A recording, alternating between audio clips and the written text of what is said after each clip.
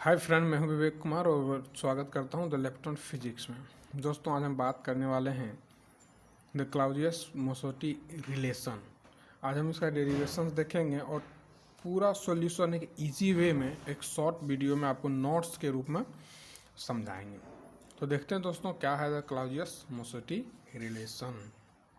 कहता है Clausius Mossotti relation में in order to correlate between the macroscopic properties of dielectric and microscopic properties of an atom की जो relation है वो किसके किसके बीच में है, तो मैक्रोस्कोपिक प्रॉपर्टी ऑफ डाइलेक्ट्रिक और माइक्रोस्कोपिक प्रॉपर्टी ऑफ एटम, यानी डाइलेक्ट्रिक और एटम के बीच में।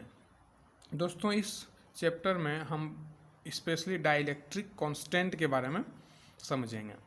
A relation between dielectric constant of a non-polar dielectric was given by Clausius and Mosotti, so it is known as Clausius-Mosotti relation। कि ये जो relation है dielectric constant of non polar के बीच के लिए वह किसने दिया था, तो क्लाउजियस एंड मोसोटी दिए थे। इन्हीं के नाम पर इस रिलेशन को क्लाउजियस-मोसोटी रिलेशन कहा जाता है। दोस्तों, अब हम डेरिवेशन की ओर देखते हैं। डेरिवेशन ऑफ द क्लाउजियस-मोसोटी रिलेशन क्या है कि लेट कोई एक नंबर हम मान लेते हैं कि let n be the number of molecule per unit volume, कि कोई एक नंबर हम मान ली मोलिक्यूल का जो पर यूनिट वॉल्यूम में होगा, एंड अल्फ़ा एक अलग पार्टिकल है। मान लेते हैं अल्फ़ा क्या है कि मोलिक्यूलर पोलराइजेबिलिटी के रूप में इसको मानते हैं। Alpha be the molecular polarizability, then total polarization जो होगा वो होगा P is equals to N alpha E I. इसको इक्वेशन 1 मान लिए। अब n तुमको पता है कि number of molecules per unit volume है, और अल्फ़ा जो है मोलिकुलर पोलराइजेबिलिटी है, और n क्या है, नंबर ऑफ मोलिक्यूल्स, और P जो है वो पोलराइजेशन वेक्टर। तो ई आई क्या है, E I is internal field under this condition.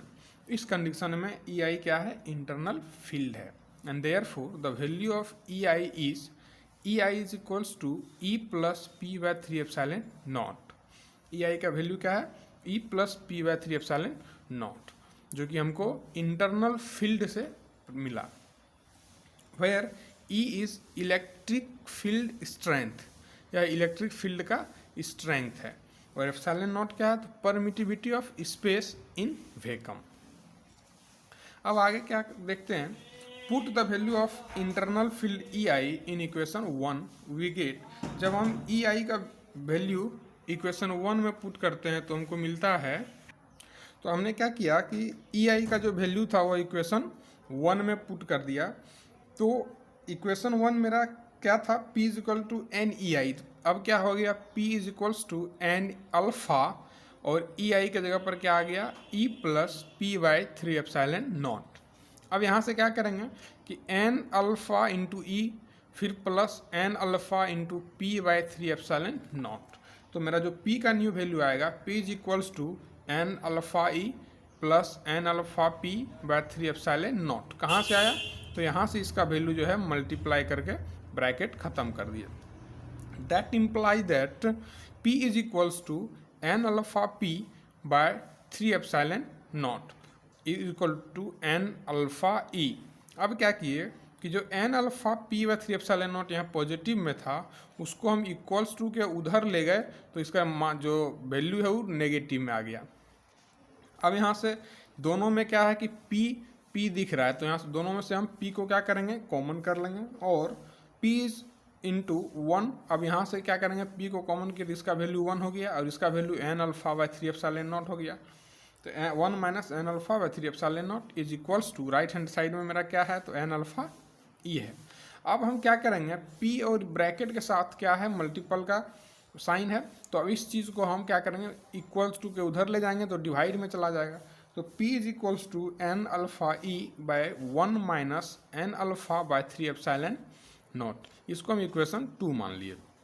अब हमारे पास एक स्टैंडर्ड रिलेशन है, उसको समझेंगे कि we have the standard relation between displacement vector D and polarisation vector P। कि डिस्प्लेसमेंट और पोलराइजेशन के बीच में हमारे एक रिलेशन है जिसको हम समझेंगे। यहाँ से हमको क्या होगा कि P का वैल्यू मिल जाएगा। तो ये रिलेशन है क्या, which is D is equals to P plus epsilon naught E। ये हमको डिस्प्लेसमेंट वेक्टर और पोलराइजेशन के बीच का रिलेशन है। इसीलिए P इज इक्वल्स टू क्या हो जाएगा, D minus epsilon naught E। ये जो प्लस एप्सिलॉन नॉट E था उसको हम इक्वल के उधर ले गए तो माइनस एप्सिलॉन नॉट E हो गया।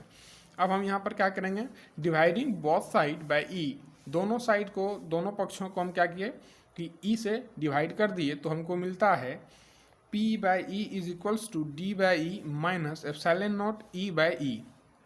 अब एप्सिलॉन नॉट E के पास एक ऑलरेडी P है और यहाँ पर फिर डिवाइड दे रहे हैं, तो ये दोनों E का वैल्यू क्या होगा, खत्म हो जाएगा। तो मेरा जो बना तो क्या बना, that implies that P by E is equals to D by E minus epsilon naught.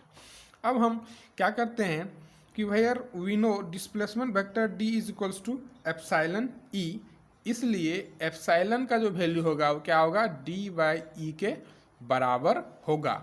और एक रिलेशन होता है epsilon is equals to epsilon naught into epsilon R, जो मेरा कहाँ से आता है, तो epsilon R is equals to होता है एप्सिलॉन बाय एप्सिलॉन नॉट। तो यहाँ से हमको क्या मिला, epsilon is equals to epsilon R into epsilon naught. अब मेरा वैल्यू जो D बाई E था उसके जगह पर क्या रखेंगे, हम एप्सिलॉन को रखेंगे। तो P by E is equals to epsilon minus epsilon naught. आगे देखते हैं, P by E is equals to, अब एप्सिलॉन का वैल्यू हम यहाँ पर क्या पता किए, epsilon naught into epsilon R, कहाँ से, तो epsilon R is equals to होता है एप्सिलॉन व एप्सिलॉन नॉट। तो हम एप्सिलॉन के जगह पर epsilon naught into epsilon R को पुट कर सकते हैं। तो P by E is equals to epsilon naught into epsilon are minus epsilon naught. अब दोनों में से एप्सिलॉन नॉट मिल रहा है, तो यहाँ से एप्सिलॉन नॉट को हम क्या करेंगे, कॉमन करेंगे। तो P by E is equals to epsilon naught को कॉमन किया, जिसके पास एप्सिलॉन आर बच गया और इसके पास -1 बच गया। तो यहाँ से हमको क्या मिला, P का वैल्यू मिला जो E into epsilon naught epsilon R -1, इसको हम इक्वेशन 3 मान लिए। अब हम क्या करेंगे, इस वैल्यू को हम पुट करेंगे इक्वेशन 2 में। इस वैल्यू को हम कहाँ पुट करेंगे, इक्वेशन 2 में। तो क्या है कि so put the value of P from equation 3 to equation 2 we get result, कि जो P का वैल्यू इक्वेशन 3 में है उसको हम इक्वेशन 2 में जब रखते हैं तो हमको एक नया वैल्यू मिलता है। वो वैल्यू क्या होता है, वो रिजल्ट को P के जगह पर क्या रख दिए, E epsilon naught into epsilon R -1 is equals to N alpha E in by 1 minus N alpha by 3 epsilon naught. मेरा जो P का वैल्यू था, जो इक्वेशन 2 था, वो क्या था कि P is equals to N alpha E by 1 minus N alpha by 3 epsilon naught. हम इस P के जगह पर क्या किए, तो P के जगह पर उस वैल्यू को पुट कर दिए, जो मेरा क्या आया था, epsilon naught E into epsilon naught epsilon R -1। तो आगे क्या हो जाएगा, यहाँ से हम E epsilon naught epsilon R -1 मेरा ऑलरेडी था। अब इस जगह पे यहाँ 1 minus N alpha by 3 epsilon naught जो डिवाइड में है उसको इक्वल के इधर लाएंगे, तो यहाँ पर मल्टीप्लाई में हो जाएगा। तो यहाँ पर 1 minus N alpha by 3 epsilon naught हो गया, और RHS में क्या बच गया, एन अल्फा E। अब यहाँ से क्या किए, तो इस चीज़ को N E epsilon naught epsilon R -1 इसके साथ गुना में है, इसको हम इक्वल के उधर भेजेंगे तो एन अल्फा E के साथ डिवाइड में आ जाएगा। यहाँ पर बेसिकली हमने किया क्या था कि क्रॉस मल्टीप्लिकेशन किया था, इसके नीचे कुछ नहीं तो 1 था, तो क्रॉस मल्टीप्लिकेशन हम करके यहाँ से वैल्यू निकाले थे। अब यहाँ से क्या हो गया, 1 E वाला टर्म को 1 minus N alpha by 3 epsilon naught is equals to N alpha E तो ऑलरेडी था, अब डिवाइड में क्या आ गया, E epsilon naught epsilon R -1। अब हम इस N alpha by 3 epsilon naught minus में इसको भी इक्वल के उधर ले जाएंगे तो पॉजिटिव में हो जाएगा। तो यहाँ पर बच क्या जाएगा, सिर्फ 1 is equals to N alpha by epsilon naught into epsilon R -1 plus N alpha by 3 epsilon naught. अब यहाँ से हम क्या करेंगे, दोनों में से N alpha by 3 epsilon naught को कॉमन कर लेंगे। तो यहाँ पर LHS में 1 है इक्वल्स टू, दोनों में से एन अल्फा बाय 3 एप्सिलॉन को कॉमन करेंगे तो इसका वैल्यू क्या आ जाएगा, एप्सिलॉन नॉट और एन अल्फा खत्म, तो बच क्या जाएगा, इसके साथ 3 आ जाएगा और 3 by epsilon R -1 plus N alpha by 3 epsilon naught तो कॉमन हो गया, जिसके जगह पर सिर्फ क्या वैल्यू बच जाएगा, 1 बच जाएगा।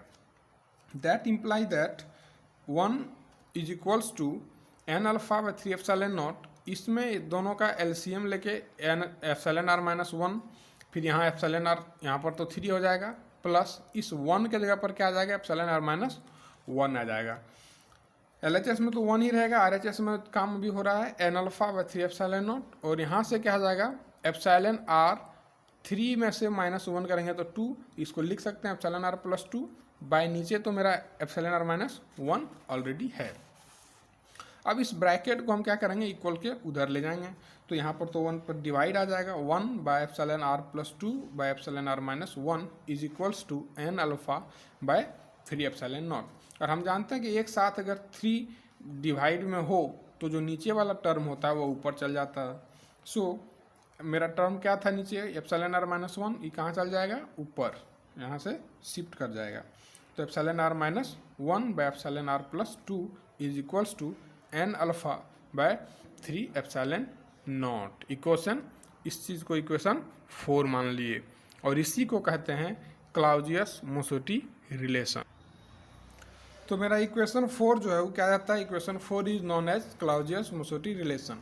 अब दोस्तों यहाँ पर देखते हैं कुछ नोट में कि जो जो चीज़ को हम यूज किया वो है क्या। एप्सिलॉन आर क्या है, तो epsilon R is equals to relative permittivity of the material and N is number of molecules per unit volume, और E is equals to internal field. Epsilon naught is permittivity of free space in vacuum. Epsilon R और epsilon naught में क्या अंतर है, तो यह relative permittivity of the, और epsilon naught क्या है, तो permittivity of free space in vacuum, और डी जो है डिस्प्लेसमेंट वेक्टर है। दोस्तों आई होप आपको ये वीडियो समझ में आया होगा। लाइक करें, शेयर करें, सब्सक्राइब करें और बने रहें द लेफ्ट ऑन फिजिक्स के साथ। जय हिंद, थैंक यू।